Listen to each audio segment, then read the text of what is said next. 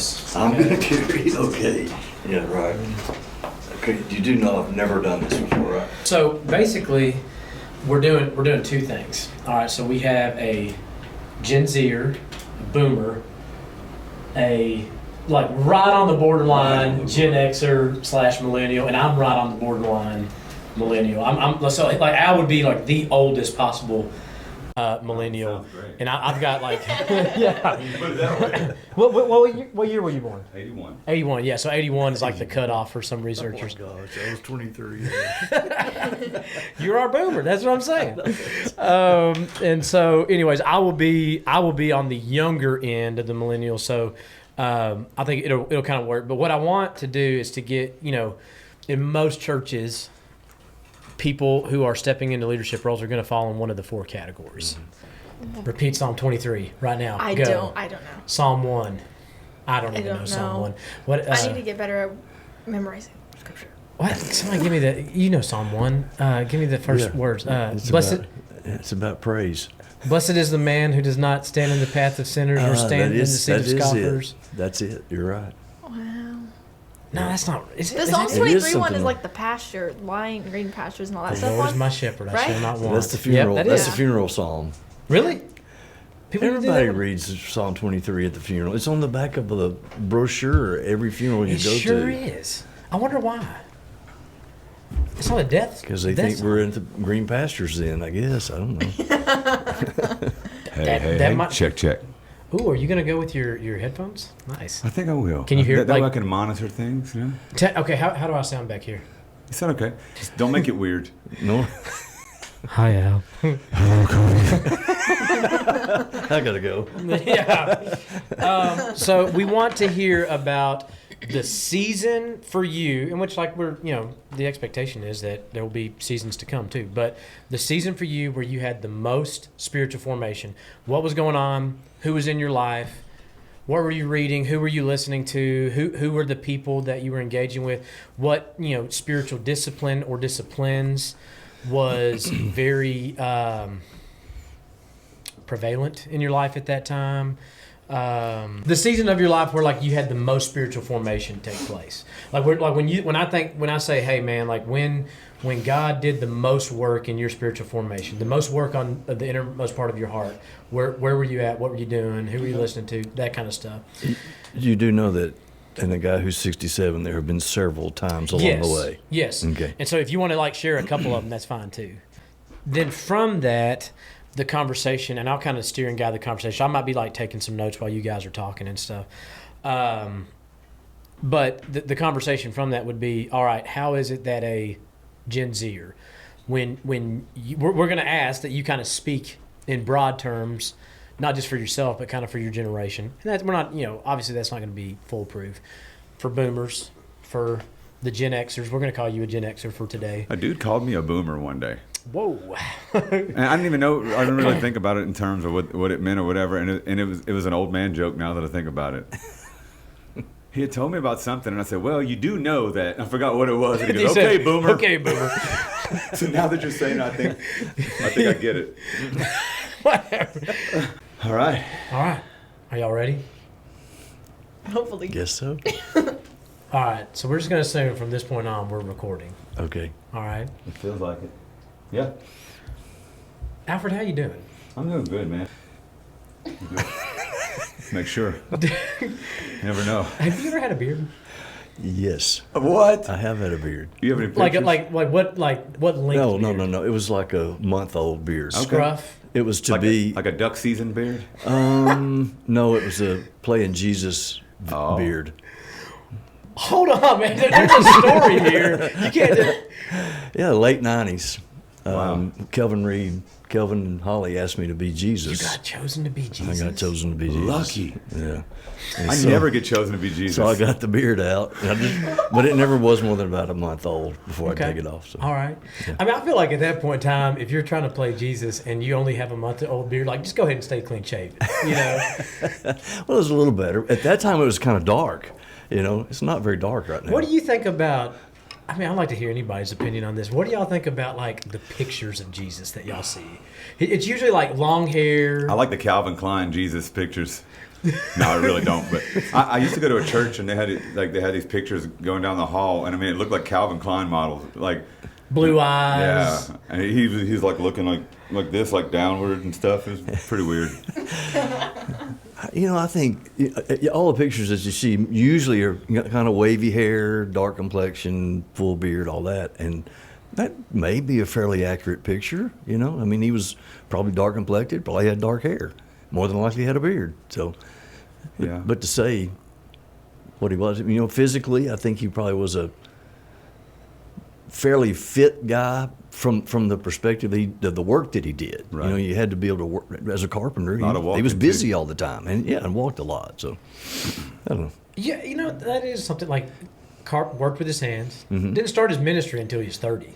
Yeah. So I mean, like he's Yeah, probably 15 years as a carpenter. Yeah. 15 to 30, something like that. probably had a Who good knows? diet. Yeah. All right. Well, let's go ahead and let's get started with our topic. We have Dr. Larry Folden, Chesni Speaker, and the one and only Al Lambert with us today. And the reason you guys are together, I've already talked to y'all about this a little bit, is we have 4 generations represented at the table here. And I wanted to go out and get some folks that I felt like could represent their generations really well. And Chesney, you were kind of a last minute addition there. And when I saw, I was like, man, she would be great for this. So glad that so, you got too. to jump on the podcast here. But we have a couple of goals. But one of the big things, I want us to be able to see, okay, how is it that different generations process spiritual formation? So when we talk about spiritual formation here on this podcast, we're using an old Dallas Willard quote. Have any of y'all got to engage with Dallas Willard? Is that a... Oh, man. No. Not much anymore, but I know you actually have. You actually have read some of his What? stuff. In that book that I gave, you read most of that devotional classics, didn't you? mm-hmm. So, he's in that. Yeah. But you knew that already, that didn't one. you? You had that one memorized, I can Yeah, tell. that's the one. Whatever. So, anyways, Dallas Willard talked about that spiritual formation is this deep Holy Spirit work that gets to the innermost being of an individual, to the heart of an individual, and it's something that without the Holy Spirit it can't be done. It's something that without work on our part it can't be done. There has to be this effort from obviously both the Holy Spirit, who is always doing his job, and then from us, where we say, yes, Lord, whatever that looks like. So if the Holy Spirit calls us to prayer, the expectation would be that we enter into prayer. If the Holy Spirit calls us into some type of worship setting, we have to say yes. And one of the things that Willard taught, and that the majority of theologians throughout the millennia have taught, but there is some disagreement on, is okay, well, how much interference does God do with the free will of man? And Willard would be one of those hardcore guys. It's no, he just doesn't. He's a gentleman. He's gonna respect the free will of man, and so he's always gonna be providing encouragement, sometimes conviction when it's needed. He's always gonna be doing his part, but he's never just gonna come in and say, all right, Al, it's time for you to move, and I'm gonna make you move, and things like that. Now, I don't know exactly how I feel about all that.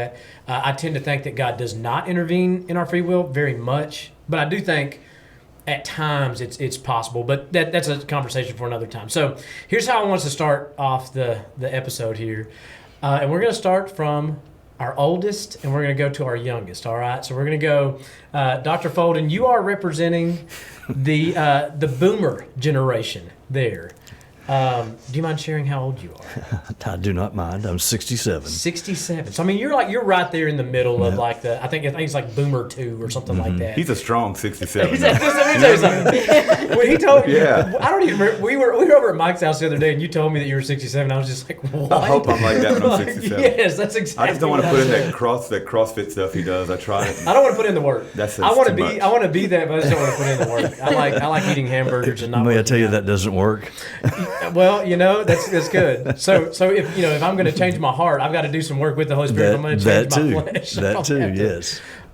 So you're representing the kind of that boomer generation. Yes. Over here, opposite of you, Al, you're so for this podcast, you're going to represent the Gen Xers. You're right on the line. Right on the line. And so, and then I'm kind of on the flip side of that. I'm a millennial, but I'm on the younger side. I'm not on the line, but I'm on the younger side of millennials. And then we have Chesney. You are going to represent the Gen Zers. All right.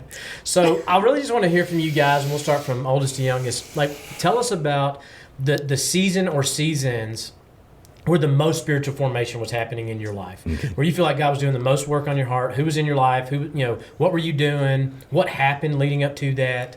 How long did that season last? Are you still in it today? Those kind of things. So lead us off, Dr. Okay, Folden. well, I would just go back to when I was 9 years old. I wasn't being spiritually formed a whole lot then, but that is when I chose to place my faith in Christ. So I was at age 9.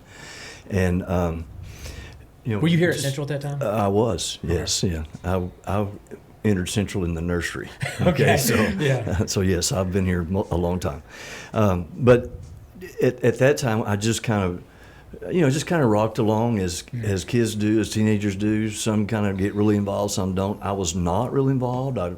I knew the church, learning the Bible stories. I was here a lot, and that kind of thing. So what did student ministry look like back then in that time? So this is probably mid 70s, late 70s. Yes, I graduated in. I would have loved to play in a student band back then. I graduated high school in '76. In '76, so mid '70s. What did student ministry look back in Central back then? Really probably not that different, other than the fact that they had a real strong choir program. Youth choir was a big deal at Central Baptist Church at that time. I cannot carry a tune. I was not involved. And so I did not participate in that. Yeah. I'm just not a singer. And so, but that was a big thing. That was probably the thing I remember the most about that time is just the youth and their involvement in choir, and they would sing. Now, if I remember right, I want to say 40 or 50 kids would be in the choir. I could be wrong about that, but it was a pretty big number. Yeah. So then I just kind of rocked along through that time in life, college, dental school, what have you, really knowing what I should be doing, but not on the path. Yeah. Kind of just wasn't way off the path, but wasn't really getting any better at that time. And then moved back to Jacksonville, had a family. Let's see, in early 90s, our pastor was Ernest Easley. Okay. Our oldest daughter was the same age as their youngest daughter. Okay. Youngest child, which was a daughter. And so we just had some things in common, and we became good friends. Okay. So we did things together, and he without taking me by the hand and saying, you need to do this or you need to do that, he mentored me. Okay. And he is his foundational beliefs became mine because of the time that we spent together. That's when I was being spiritually formed. I think you and I have talked about that before. What was the age difference between you and Ernest at that time? Same. I mean, we're 6 months apart, a year maybe. So what was that like? Because the word you just used, you said that you were being mentored by him. What was that like, having such a peer-to-peer kind of mentorship going on? Well, so for me, it was his position that I respected. Okay. Because he was my pastor. Right. And so I was mentored from a pastor layperson perspective. Okay, I got so you. that's where that came from, really. Okay. It wasn't an age thing. Didn't feel weird or anything like that? It did not. It did not, no. And not to me. It may have to him, I don't know, but it did not to me. So I did. So that during that time, obviously my family was young. They were 6 and 3. And the girls were 6 and 3 at that time. And so it became more important to me to know the Bible, to know about God, to begin to learn and be spiritually formed more so that I can influence my family in that direction. Yeah. And so that was probably one of the times when I was most spiritually formed. When I began really the process of that more than I had in the past. Yeah. Okay, because really I look back on college and dental school, and that's one of the things I regret is that I did not really move forward in any kind of spiritual formation during that time. I mean, we were Christmas and Easter. I hate to even admit that, but it's the truth. What do they call those? The CEOs? Christmas and Easter only? That's it. Yeah, we were CEOs, exactly. And so that was a time when I was really voluntarily being mentored. I wanted to be mentored that time. I wanted to be formed spiritually and began to grow, and it was under his leadership that I first began teaching Sunday school, and I did everything I could to get out of that. I got everybody that would say yes to come teach our class. They taught before I ever gave in. Oh, man. You know, and so in fact he even after we were out running one night, and he says, well, maybe you ought to be teaching that class. And I go, well, no, I'm pretty sure that's not right. Well, finally, it just came down to it. And that's what it was. And so, thankfully, I had a little formation prior to that time, and I was just available. What age class? Like the same age I was at that time, 30s, 25, 20, late 20s, 30s. Okay, so like a young adults class. Yes, yeah. exactly, like the Joshua class now. Yeah, okay, like gotcha. that age group. And so, that was one particular time. And then, as we were formed, I think things happen in our lives that we realize that we need to be formed even better. Mm-hmm. And as y'all know, Heather died in 2002 in a car wreck. Mm-hmm. And I think had we not had that 10-year period. Heather was your oldest daughter. Yes, Heather's oldest daughter, exactly. And I think had I not been through some formation prior to that, that could have taken a totally different direction. How we moved forward from that time could have been way different. Right. Because we had been through enough things and learned enough things and seen enough people deal with hardship that we knew that we could trust God in the middle of that, even though we didn't understand it all. We didn't get mad. We got mad about it. Right, We got yeah. angry. We asked questions, all that. But every time we get through asking questions, we'd be like, okay, but don't leave me now, God. Yeah. Don't let me go because I'm trusting you to see me through all this. I mean, you see that in the Psalms. Yes, exactly. And so, that was another time when I just continued to grow, realized the need to be close to God and how He blessed us. I mean, I know I lost a daughter, but in the midst of that, we were blessed in so many different ways that, it would be hard to even describe them all. We could give numerous examples, but we just continued to learn and grow from that. And then, I'm gonna go to stage 3, and that's it's kind of where I am now. Okay. And I've had the opportunity to teach Sunday school, to teach the Bible, to do some other things outside the church that just require me to know more. You know what I mean? I mean, it's just like this. Because you're teaching Al's generation right now. Like you're teaching like the Gen Xers That's of the exactly church right. and things like that. Yes. And so it's made me grow too. Yeah. And so I'm still being spiritually formed through the reading that I do, obviously Bible reading, but other books that just kind of help me see, how I need to be moving forward and that kind of thing. And I'm not sure, I hope I don't ever get out of that. Yeah. I don't want to ever leave the time of being spiritually formed that I'm in now. Right. Yeah. Let me ask you one question about kind of like stage 1 for you. Okay. So based on what I'm hearing, it sounds like mentorship was a huge thing. It was. Like that one-on-one mentorship Absolutely. with Ernest. What were some of the things that Ernest was like, hey, Dr. Folden, if you want to take this next step in your formation, here's the things that you've got to do. Well, for him, he was an evangelist. Okay. Ernest was an evangelist. I've heard, yeah. Was he the one who brought Evangelism Explosion to Central? Witness Involvement Now. Okay, we okay, did. got it. Yeah. All right. I mean, that was the time when we knocked on doors. We'd go out and knock on doors and share the gospel. And I remember my wife, Terry, she seemed like she had 2 or 3 different times got to lead somebody to Jesus.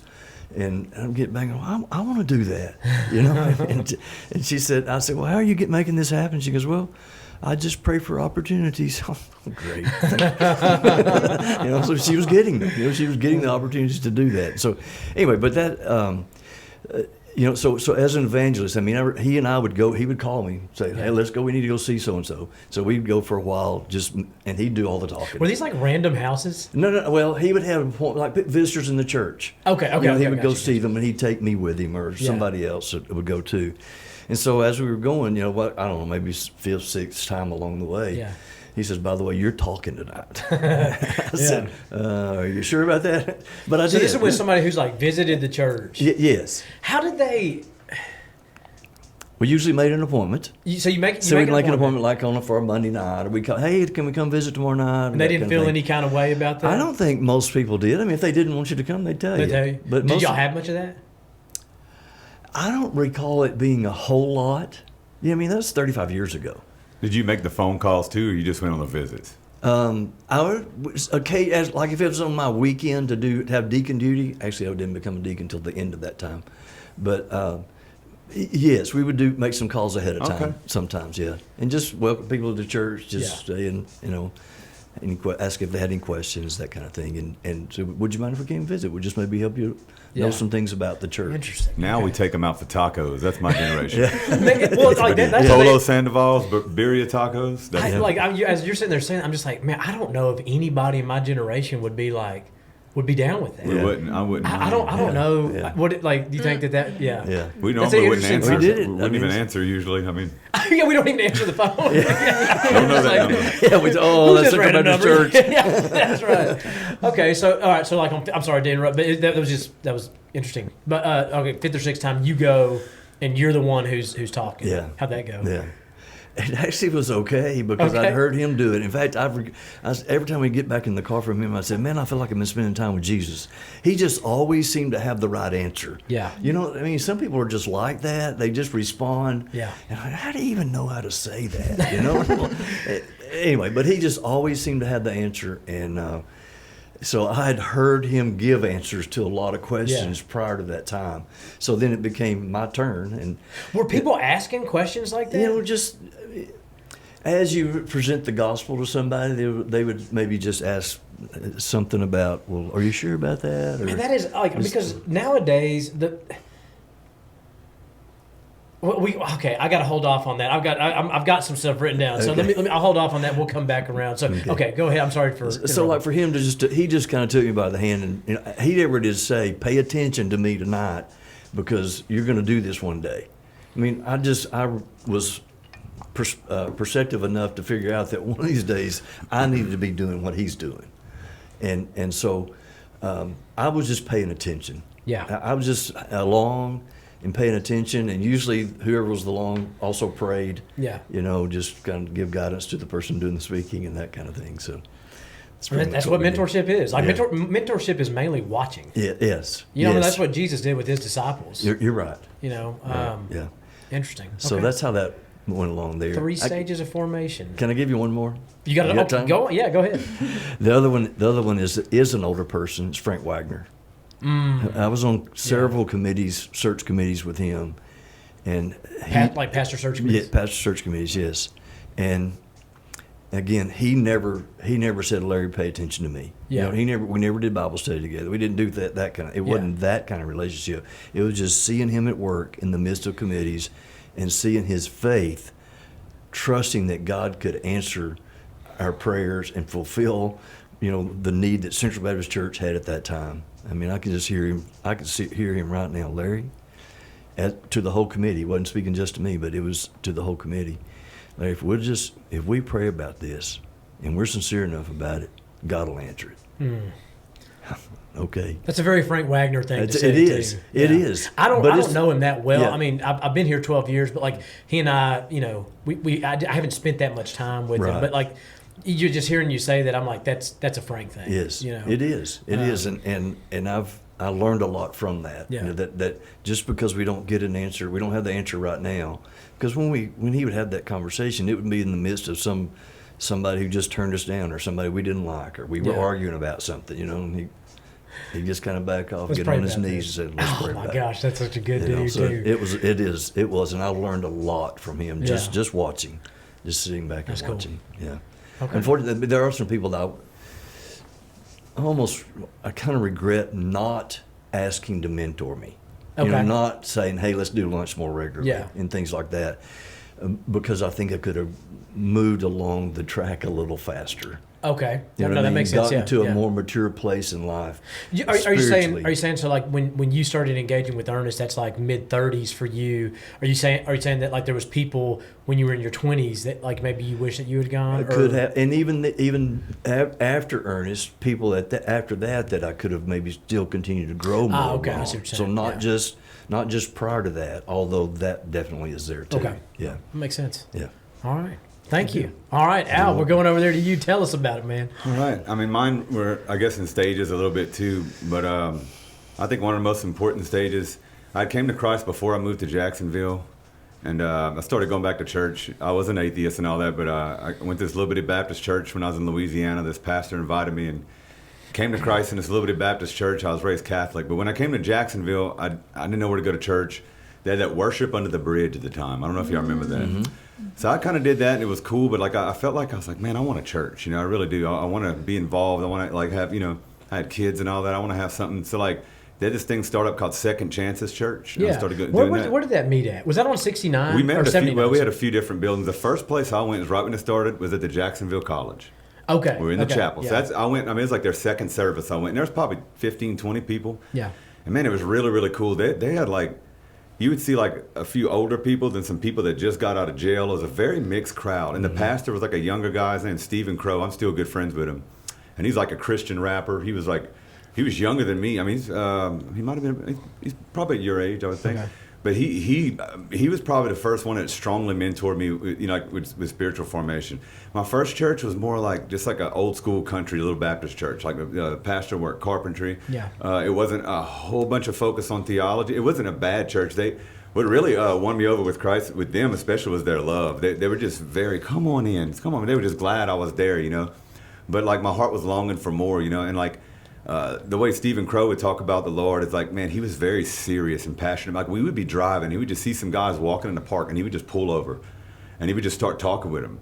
And before you know it, he just had this quality where he could just ask them, "What's going on, man? Can I pray with you? Can I pray with you? Is there anything on?"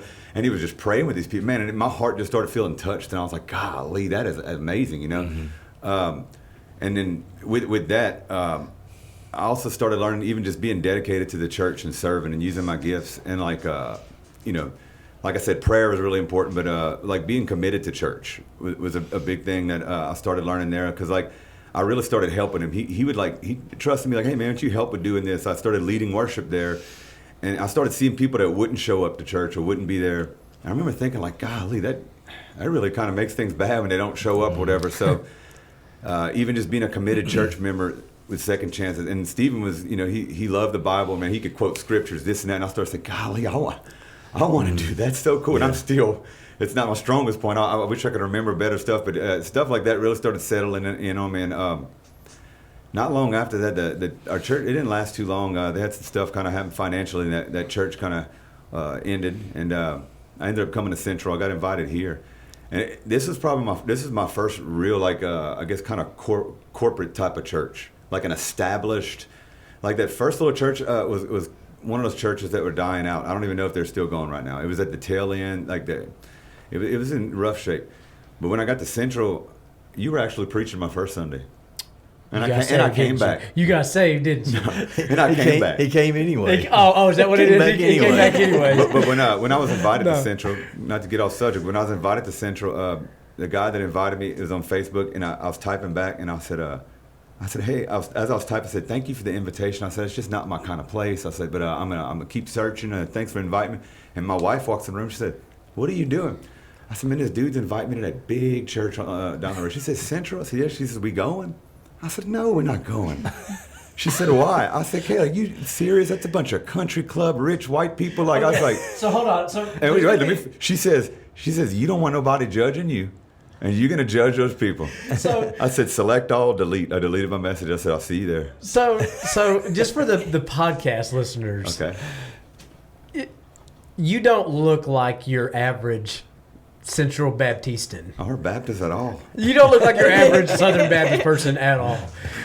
Yeah. Which, I mean, by the way, like, that's not, you and I joke about that all the time. Sure, but I mean, like, there is, like, you walk into, like, a stereotypical Southern Baptist church, you kind of know what you're walking into. Yeah. And that can be scary from somebody who maybe looks a little bit different or whatever the case may be. I told my wife, I said, okay, let's go. Let's go to the big church. I thought this was a mega church, first of all. I've never been to a big church. Yeah. I was raised Catholic.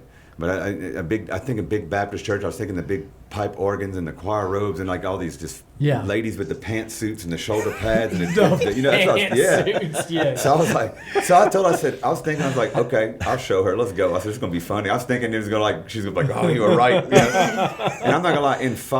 First of all, I got tricked into going to a Sunday school. Okay. They told me church was at 9. What Sunday school class? I went to Garrick's. Oh, okay. Garrick's my first friend, Garrick Blankenship, and so. right away, I mean, after like 5 minutes, I was looking at my wife. I said, "Hey, this is cool." I was like, "Man, hey, I was talking about stuff, and everybody was nice." It's like, okay. And then all of a sudden, I walk out in the hall. Micah Hoffpower's class is across. I've met Micah before when he used to film these hunting outdoor shows. We had an episode. yeah, we had yeah. baseball players on there. He's like, "Al Lambert," because he was surprised I was in church. He was like, "What are you doing in here?" I was like, I don't know, man. I got invited. And so we go sit down. It was just like mid-service. I look at my wife. I said, "Hey, we're coming back Wednesday." I was like, because I saw they had a little program thing that said like it had this time. Really? So you determined on right your away. first Sunday? Right away, and we did. We came back Wednesday. That's cool. Right away, and then and soon after that we started coming Sunday nights. Back then they had a Sunday night service, but at Central. So you went from like no church attendance at all to like 3 times a week? Yeah, I was longing for it. I'm telling you, man. Yeah. I was really longing for it, and You were a Christian at that time, right? yes, I was a Okay, Christian. yeah. I was a Christian. But even the church I came to Christ in never talked much about baptism, and I wasn't even baptized when I started coming here. And I'd been a Christian for about 3-4 years. Yeah. And so when I got here, my family got baptized here. Me and my wife and my 2 oldest sons, we got baptized. But like I said, the first little church I went to, they had a good heart. It was a little country church and stuff. They didn't even ask me if I was baptized. I didn't even know nothing. I was raised Catholic. I mean, they baptized me when I was a baby. I thought I was good, which I was good. But you know what I mean? I didn't know anything about it. Yeah, yeah. So over here at Central, man, they were covering some heavy stuff. Like I'd never heard like the way they were opening up about the Bible. I was like, golly. And I mean, at Second Chances, we did that too. But I feel like Central was the first corporate setting, like the Sunday schools, like we did something at Andy Calco's farm one time, and some of the men we met over there, and we all gave our testimonies. And that was like one of the first times I'd given my testimony to God, and I was like, Was that for like a breakfast or something? no, like we did. Tom Myers said we just Oh, started that's right. men's thing. Yeah. So that's the first time, like, really just seeing some brothers like open up, and people that didn't look like me. Second Chances, a lot of people had tattoos. I kind of fit in really well there. But at Central, that's what I'm saying. Like, I felt like God was starting to strengthen my ministry and because I was doing a little ministry. I was leading some worship, and when I got to Central, I was able to help with tech stuff and camera stuff and making videos, and I'd play in the worship team. But over here, I started seeing the depth, and like of even like getting in the Word and reading my Bible of why we do it. Like before, it's like I just felt like kind of like we had to. It was just part of the steps. And then there was times where I didn't understand stuff, and I was able to turn to people at Central. They had so many strong like champions in Christ over here that I could just turn to that were like, "No, brother, don't worry about it." They wouldn't like beat me up about it. They were able to just talk with me, and reading's never been my strong point. So I got to really plug in with some really cool people, and my next season I think is the big one though. In 2020, I got called back to Louisiana. My job, I got offered a better position, and it was like a huge position to be producer. I was working these TV shows, filming hunting shows and editing. Well, they wanted me to be the producer, and that's a good jump in pay, this big opportunity. So we said, okay. And I'd been praying about what God wanted me to do, where God wanted me. I was already, I was kind of in that, I don't know. So COVID had hit. My oldest son was a senior in high school, Trey. He's one of them COVID graduates, and then when he graduated, we went back. Man, we hated to leave the church. We loved Central so much that we almost didn't move because I remember that was a hard move for us as a church because we didn't want to lose y'all. We didn't want to leave. Yeah. And so I remember praying about it, and I felt God. I felt peace. I was like, all right. And God lined everything up. When we moved, we found a great church. We found the perfect house. Like everything. I was like, okay, God. Yeah. I see it. Man, when I got to Louisiana, I thought this was a big church. It was this huge church. Yeah.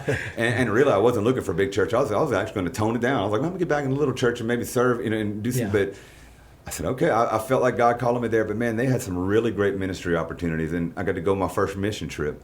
I got to speak in front of people more. They had this thing called Man Church, and I got to speak at Man Church before. I got to give my testimony.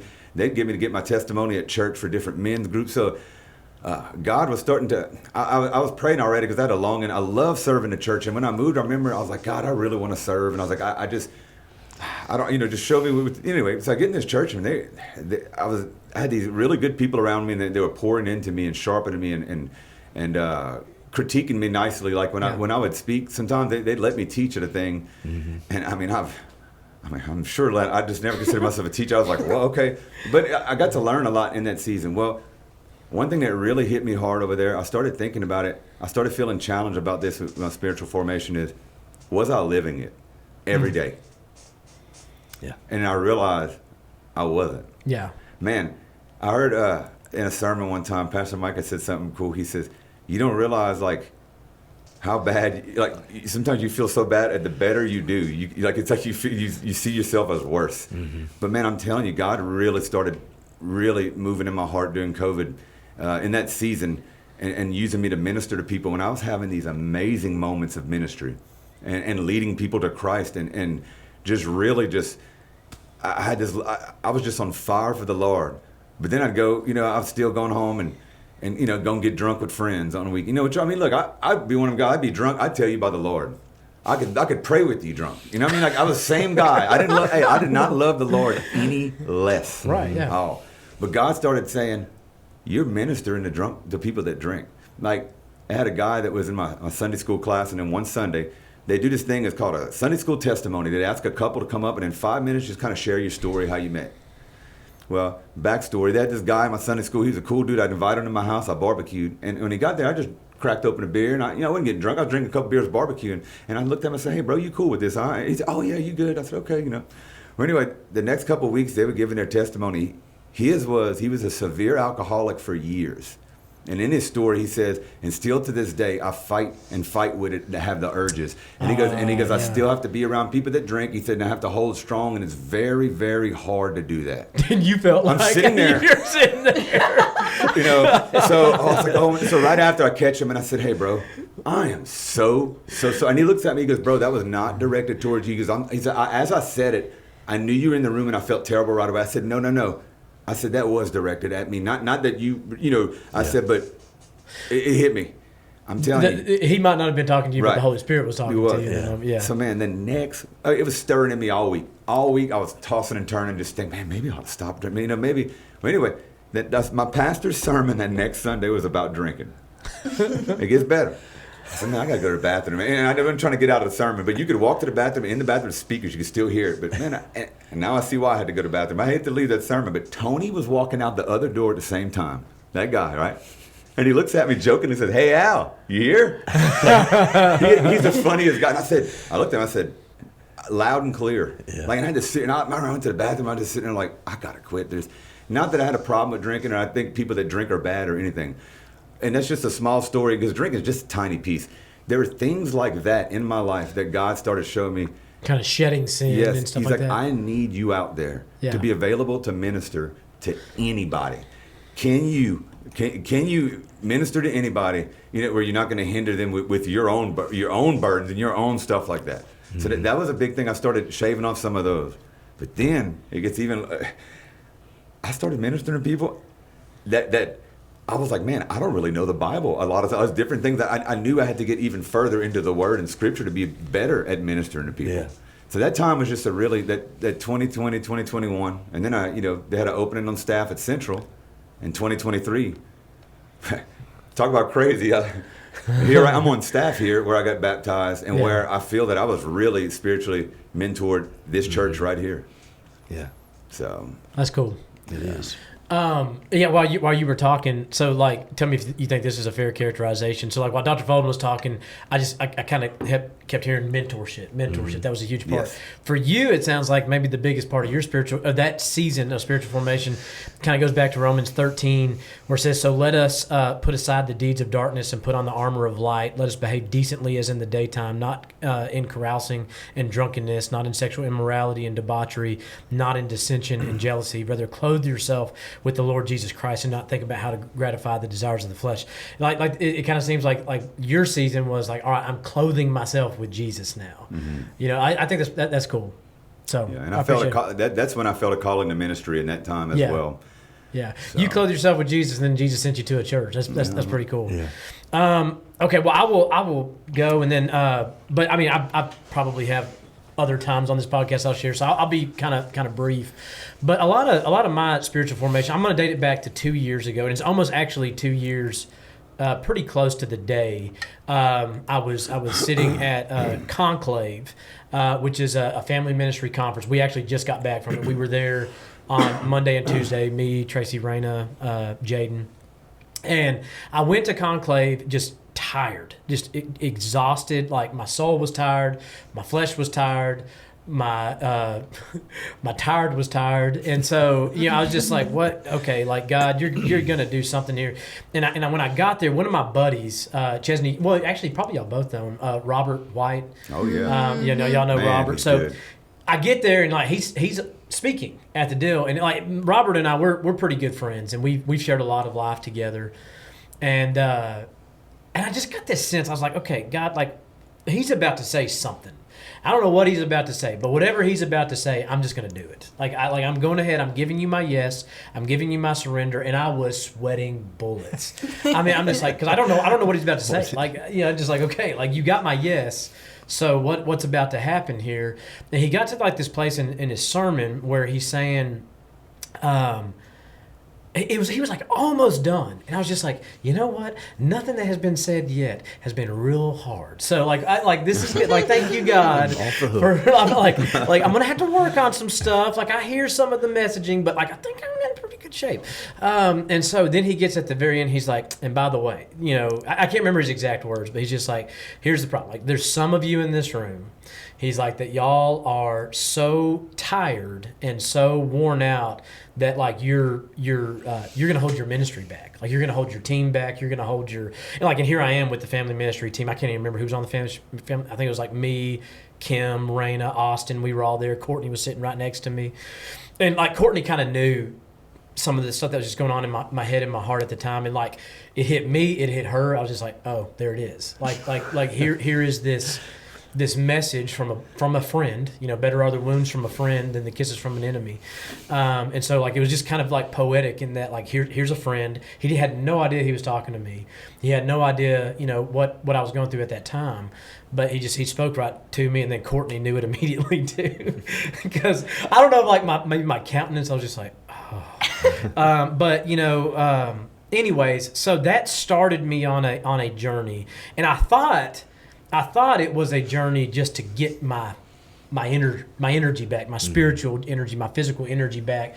I didn't know that like that was just the catalyst that God would use to do a bunch of other stuff. Courtney ended up getting me a retreat, so I started talking with one of my mentors at that time, Rick Cavett, and we were kind of talking. There were some things that started happening there where I was kind of in transition from. I had an accountability partner for years that was a very close friend of mine, still is a very close friend of mine, but just the connection between he and I wasn't like real good at that time. Not that we didn't love each other, but I mean, he was living in California, I'm living in Texas. He just had a kid. I've got 3 kids. And so like the communication and the prayer was just not what I wanted it to be. And so I was like, man, I probably need to find somebody else to kind of like hash out, become or somebody else that can be my confessor, that I'm confessing sin to, that I'm getting prayer for. So I reach out to Rick Cavett. He's game for it. There's some cool things that happen along the way, but I'll save that story for another time. But Courtney, the thing that really got it going was Courtney got me a trip to a cabin in the mountains. I've talked to you a little bit about it. Yeah. And I'm still like this is 2 years later. I'm still trying to process all that. And it was like so I won't do it here because I can't, you kind of like you show your I heard somebody say this the other day. You show your scars, not your wounds. And God wounded me up in the mountains. He did. It was it was the most gentle way he could wound me. But he wounded me, and I still don't know if I'm quite got that scar yet. I think there's still like some healing being done there. So, I won't process all that here. But man, I get up there and I just realize like, man, like I have just walked this line of formation, but also like hiddenness, also just carrying a lot of shame. And by the way, like I mean. And save it for the millennial, right? We have the boomer that goes and he doesn't say anything about mental health. We have the Gen Xer goes, doesn't say anything about mental health. Here's the millennial. I get to be weak now. But I did start meeting with a counselor about little over a year ago, and he's not doesn't have all the credentials to like actually say like on paper that I have OCD, but he and I are in pretty good agreement that like I've got OCD, and like looking back, I'm like I see a long pattern of that. I see it in my family, and so like not knowing how to deal with my own thoughts, not knowing how to deal with my own compulsions and obsessions and things like that. And some of them were good, by the way. Like oftentimes when you think OCD, you think of like all these negative things, but it's like, no, a lot of them is like religious zeal and fervor, and sometimes that religious zeal and fervor becomes a negative thing when it starts becoming performance based, and when it starts becoming something to earn God's love. That's and right. so that moment in the mountains by myself started a time where like I just feel like I had to relearn who God is. I had to relearn his love for me. And not that I wasn't a Christian prior to that. I think that goes without saying, but it's just like I didn't know God's deepest heart for me. I didn't, and one of the things that I kind of talk about is I've started sharing this with a couple of groups. Like about that time, I was in our garage. Courtney and I had just moved into our new house, and we were like going through some stuff in our garage, and she starts reading something for me, and it's about God's character, this little thing, and I'm just over there, I'm just like, what the heck is she reading, and why do we even have a book like that? Like, this is stupid. Like, who has written? And then she's like, it's your journal, your old journal from like 5 or 6 years ago. I was like, oh man, and so like it was. Can you like, get her to make us each a copy of that? I'm research, good. I'm just good. for research I'm gonna purposes. keep that on lockdown. In fact, that one might have got burned. Stay home more formation. Yeah, stay on my formation. Right. But it was a time for me to relearn God's character and to kind of create a rule of life where, like, I think that prior to that moment, my formation was like, okay, how can I show God that I love him? And when I fail at that, run into shame, run into hiding, run into all this other stuff like that. And it was just like this constant back and forth of like, hey, look, I'm that running back that's just put up 300 yards and 7 touchdowns for his team. Oh no, I just fumbled the ball. Now I've got to go hide out on the bench, so that way. Yeah. And all the while, I read this just on Tuesday that all the while, like, I'm putting on a smile for people. I'm wanting people to think that everything's healthy, but I'm just like, in my heart, I'm like, oh gosh, if they only knew what was going on, like the inner turmoil here. And apparently Mother Teresa struggled with the same thing for the majority of her life. They found some of her diaries that talked about like, my smile, like people see my smile and they think everything is joy, but if they only knew. And I was like, man, I relate. And I read that Tuesday. And so anyways, I feel like this kind of disconjointed, but there's just so much that happened at that season that got exposed. And I would say that for the last 2 years, after he exposed all that, it's just been a process of healing. It's been a process of understanding more about myself, receiving God's love, learning how to receive God's love. And I mean, what are the spiritual disciplines that have been huge in that? Like mentorship has been huge. Like Rick Cavett is just, I mean, he's as close to Jesus as anybody, on this earth in my eyes. And he's just been huge. Brett Levi's been huge. Mike Miller, our pastor, has been huge. You've been huge. You've been huge in my life. Chesney's been an honor knowing you too. But like that relationship just between us, it just looks different. But even like the relationship between like Al and I, like I don't look at you as a mentor, but just like the fresh, spirit-filled joy that you bring to our staff has been huge.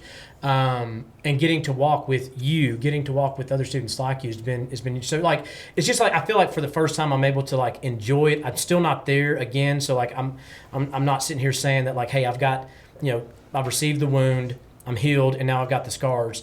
Like there still is open wounds there, but like I do feel like prayer has been huge, meditation, confession has continued to be huge in my life.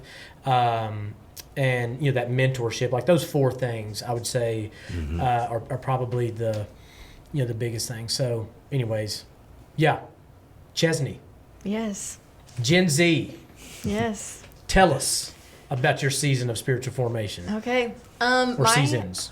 I think I'm gonna start with one. I don't have all the years of expertise Are you yet. calling trying to us say to Dr. old? Folden? She's bouncing. Well, she goes through like 5 seasons, and I'm like, She could easily be my You Hey, should it's have all right. at least 2, maybe. She's calling you old. That's She what could be she my said. granddaughter. There, So there you go. Fair enough. oh no, I could do 2, but I made to stick with one right now. Yeah, go for it. Whenever I think back on like spiritual formation, I think of my sophomore year, which I think is so like High school? Yes, Okay. high school. And Coby kind of calls that. Every time. He's like, your sophomore year is the one where people stay or they leave. And you really find out who you are and how committed they are to the church. And so during that time, a lot of people that I had grown up with in church and I was really committed to and really close, had really close relationships with, they kind of all dwindled away. And it was kind of just, in my small group, it was kind of just me and Miss Duren from that point on. Courtney, Miss Duren, whatever. Now you feel old, Coby. Your wife's getting called Miss Duren. Welcome to me and Larry. Everybody, people call me Turd Head. People call me, I mean, like when they see Courtney, they're just like Miss Duren, and I'm like, okay, we know where the real love is there. Miss Duren and Mr. Turd Head. Yeah, not lying. There you go. Well, it was just kind of me and Miss Duren, which I think that was so special for me because I talked, like, we were supposed to be talking about the sermon that was preached. We never did that. Not a single time. We never did that. And by the way, just for some context, I was the one doing the preaching, and my wife, who I was like, hey, you're supposed to be doing this. But anyways, you're right. No. It was a good thing. It was a very good thing. I just literally we talked about issues in my life pretty much, and I just... Yeah. Talking through some of those things really revealed a bunch of stuff in my heart that I didn't even really know was there because I never spoke about all these things. Because there's a lot of stuff, I guess it probably is within my generation that we're not very honest with each other, and we don't... Really? Yeah. Because I really thought like the Gen Z was all about kind of like authenticity. I felt like that was like or do you feel like it's authenticity to a point? Yeah, I think it's to a point. I don't know if it's just a me thing or if it's my generation thing, but the people that I've been around, it seems like I'll be vulnerable up until this point, and then you're not going to know about that part. Yeah. And so... it's probably just most people in general. Well, yes. Yeah. But, I think that people want to be perceived as genuine and vulnerable, but it's a lot more surface level than it seems, which is also kind of speaks to my spiritual formation during that time, too. I think what really... Along with Miss Duren and that mentorship, that helped me insane amount, such a blessing. But also, that's kind of my time whenever I first started to like read my Bible consistently. And that kind of started with a sermon series that you had about like quiet time. Yeah. That was like the first one I ever remember even you. The Simple Pursuit. Yes, the Simple Pursuit. And so, my sophomore year is whenever I really started focusing on that. And so it would turn into like, I'm going to read a few verses and then I'm going to journal that. And then it turned into, okay, I can read a few verses, and then I can pray and journal that. And then it turned into, I'm going to read a few verses, I'm going to journal it, I'm going to pray, I'm going to listen to a few worship songs. And so that part of my life, I look back and I'm like, I was so disciplined because sometimes now, like, it's not how it was then. But there would be times when I get in my bed at like 8 o'clock to 9:30, it's only me and God. And I'm praying and journaling and reading. And I think a really, really big thing that started for me there was what my prayer life kind of looked like after that, because I am very big on like organization and seeing things, and so very big on that. Anyways, and so that kind of started me wanting to like document my prayers. And so there would be some times when I would just write down, like, there's been a bunch of different methods that I've been doing throughout, but once I would, like, write down prayer requests in the journal, circle it every time I prayed over it. So there'd be times where it's, like, dark. And eventually I would write next to it the date, like, when it was answered and how it was answered and things like that. So I have journals of that. I have journals of just me writing out prayers. Something I do now, which I really love, is I have a bulletin board that I keep in my dorm room. And I write prayer requests on sticky notes and pin them to the bulletin board. Yeah. And then I pray over those constantly, and I see those constantly. And then once they're answered, I pull them out and write on the back when they were answered, how they were answered. And so I have like a whole collection of answered prayers in my dorm. And so that just is kind of encouraging to see that, like, even though I'm sometimes praying for these things over and over and over again, these are all answers, are all the prayers he has answered before. And so that was really sweet. But yeah, back to sophomore year, I think that those times in my bedroom of just me and God, that's what kind of built that foundation for me to carry on throughout high school in, because I saw a lot of people that I was close with drift so far. And so sometimes I'm like, well, what made me stay? Because what made me not fall into these temptations, or what made me think that this wasn't that important anymore? And I think that it did really start with my time with Ms. Duren and being open and vulnerable about that, but also just really taking it serious whenever it was easy to take it serious, rather than waiting for it to be a hard time and then either trying to rough it out and stay, or more than likely just drift away from that point. And so I think my sophomore year, before it started getting rough, I really took like your advice of it's going to happen sophomore year. And so I was like, okay, well, if it's going to happen, we're going to prepare for that. And so I think that preparing for that before. That's a great Wow. attitude. That's a great attitude right there. I wish I'd have had that when I was 16. Yeah, I know, right? I'm just sitting I here want, thinking, I want to have that now. Well, yeah, exactly. we want to be Chesni when we grow up. Go ahead. That's great stuff. No, Yeah. no, but yeah, I think I really took that part. I was like, okay, well, if it's going to happen, let's start it now and start this foundation so it can be carried through those times. And there was definitely things that I was not perfect on in whatsoever going throughout high school, and there was definitely some huge struggles that me and Miss Duren had to work through, like every single Wednesday, Sunday, things like that. But I was still, like, I didn't fall away from my faith in those moments. They were just hard formed me spiritually. So was Courtney like your mentor, Ms. Duren? Oh, yes. Okay, cool. Oh, cool. That's what yes. I'm gathering about. Yes, it was literally, there was probably like a small group, about 10 of us from 7th grade to like sophomore, junior year, and then it was me and Miss Duren only, That's like awesome. every single Wednesday night. And so we would go Are y'all over still to- really close? Y'all still? Yes. Okay. Yes, I love her. But I don't get to talk to her as much as I used to, which I do miss sometimes. But Do you still ever reach out to her when you like kind of struggling, or? not as much as I probably should. It's more of like, I do come home a lot, and so I see like my family, and I see Miss Duren pretty often. Maybe you're struggling less, you know? And so, well, so when I do see her, it usually, like, that kind of stuff comes up, and I'm like, okay. Well, this is, I think. I feel like you know there is like mentors that are in our lives for seasons. That's true. And you know, like one of the cool things, like with you and Courtney, and this is like an outside, because like Courtney doesn't, you know, like y'all's conversations are y'all's conversations, and so, you know, like I remember like at mission trip, you know, it did seem like y'all were able to kind of like pick up where you left off. Is that a fair statement? Oh, yes. And so like you know, we might not have like the same mentors in the same way for our whole life, but it's like, but when we get back with those people, you know, it's like, all right, man, we're right there on the spot. I mean, I feel like we all kind of have people like that. You know, like Darren Wood was my first pastor, and you know, every time I see him, you know, I don't talk to him, but maybe once or twice a year. But every time I see him, it's just like.